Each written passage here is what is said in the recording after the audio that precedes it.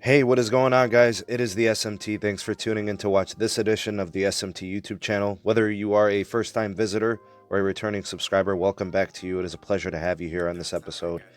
Today, we're going to be looking at home internet options and how they could be changing from wireless providers moving forward in the near-term future. So I want to specifically look at T-Mobile and Verizon, currently the way things are playing out, how they're going to be in the near future, how these products and services compare, and which one I think could be better, and how it kind of depends on what type of customer is in the consideration. So before I get going with this update and this comparison, please turn your attention to the description box. There are the following community items there. Links to the SMT Patreon page. We also have the second channel, Sneed Mobile Tech live streams, the Twitter handle at Sneed Tech, and the Megadon.net invite code, the social media platform of the future. Never need another social media platform ever again. No algorithms, no ads, and no tracking. Megadon.net. So what I want to do is first kind of compare the two services. So T-Mobile is going to offer a home internet product. They already started offering it to some. It's not deployed at a grand scale, but there's going to be a lot of potential here because what the T-Mobile and Sprint merger synergies bring to the table.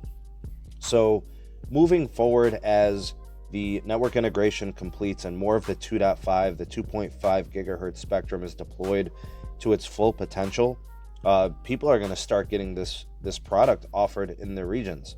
So as that becomes more readily available and more markets receive it, the home internet option becomes a legitimate option for some. And in some cases, the Verizon product also, as it's being deployed, although it's a very different approach to 5G, does become a very legitimate option for others as well.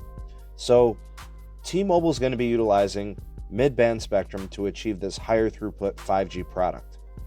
Verizon is going to be utilizing a millimeter wave or ultra wideband approach.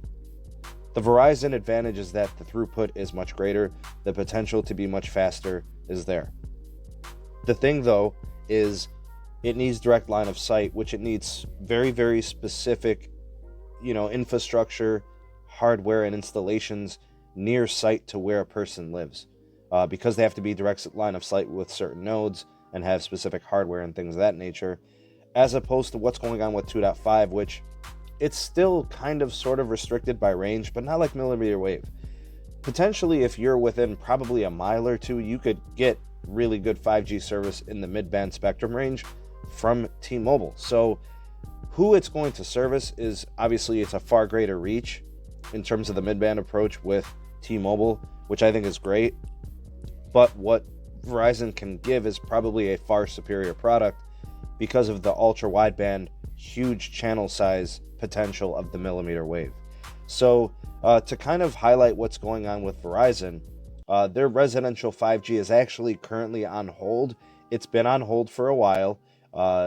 It's interesting, and it really shows that Verizon actually did something good for once. They started their network build and their technology deployment for their home residential 5G utilizing proprietary hardware. They backtracked completely. So they had 5 markets that were already, receiving 5G home internet services. I remember it was like Sacramento, Houston, LA, Chicago, and I think Indianapolis. Well, they stopped right there and they wanted to backtrack and waited until, we get standards-based, standalone 5G services that would be future upgradable and obviously a much better situation for customers as well as for Verizon. So the restriction has been pretty much Qualcomm. When were they going to allow the production and the manufacturing of modem hardware? And it appears that limitation should be lifted at some point at the end of this year. So from what I understand, it is going to be available in Q3 in terms of the hardware from Qualcomm that are going into these modems and these antennas and things of that nature. So that'll all be taken care of Q3, which means Q4, the latest, we should be seeing several new markets added with Verizon Home 5G, which is great because it gives us another option. So T-Mobile home internet, now with Verizon Home 5G services, it adds more competition to the home internet space along with Charter and Comcast and Cox and Altice and all these other providers, AT&T. It gives us more choices, and that's what the people want. Now, when it comes to the estimations, they're saying earliest is October for Verizon to add those new locations and to get the restriction lifted in which they have the hardware to deploy and give customers these installations. The restrictions are there. I get it with millimeter wave and all this other stuff, but based on what Qualcomm is saying with their modem that's required, which is the QTM527 antenna, it's going to offer improved signal detection, and it's going to offer improved connection in line of sight scenarios. So that means, I think, the technology's improved greatly. They're ready to go ahead and deploy a better product in 5G, which is what we want. This is the evolution of technology. Things get better, early adopters kind of go through the growing pains, but by the end of the year, Verizon will have several new cities that are receiving home 5G services through their ultra-wideband service. Now, the price is really good. They're going to charge $50 a month if you are a Verizon Wireless customer. Otherwise, it's going to be $70 a month. So, as a standalone service, it's less attractive, but as an included service, that's a great value. I mean, even $70 a month is pretty good, considering that they're probably going to achieve multi-gig speed. We're talking 2 gigs per second, pretty much upon installation of the product. Based on testing we've seen, 1 gigabit per second is a baseline. And sure, when there's going to be some added data traffic and things of that nature, it might not be as fast. But if they're achieving over 2 gigabits per second, I would say that even with network traffic, 800, 900 megabits per second and 1 gigabit per second speed is truly possible on a consistent basis. So there's a lot of potential. I could see it working for a lot of people. The pricing is there. There's other things that Verizon is looking into for wireless currently. So let me go ahead and get to that update. So Verizon is currently in talks with the FCC, potentially working on a 6 gigahertz spectrum negotiation, in which there have been these ongoing conference calls between Verizon executives and the FCC commissioners. The 6 gigahertz spectrum currently technically is going to be unlicensed. There is 1200 megahertz of it, but what Verizon is advocating for is part of that 1200 megahertz to become licensed, which I'm sure they would go absolutely ham on. They would probably want to acquire almost all of that, right? So if let's say of the 1200 megahertz, 600 megahertz becomes available for licensing, that would be about 600 megahertz of licensing. They would probably want more than half of it. I would argue that probably 70 or maybe 80% of it they would want. Now, 6 gigahertz puts it right there on the cusp of sub 6.